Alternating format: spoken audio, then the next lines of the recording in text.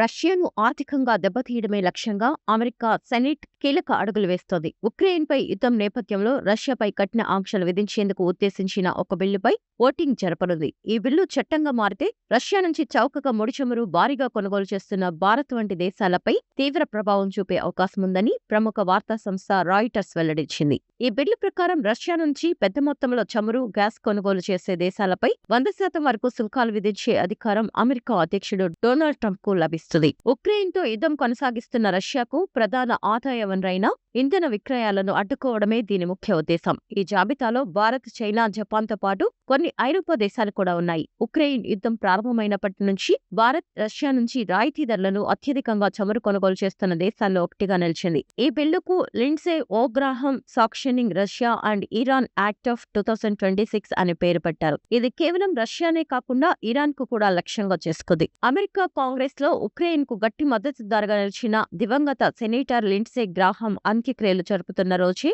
ఈ ఓటింగ్ జరగడం గమనార్హం.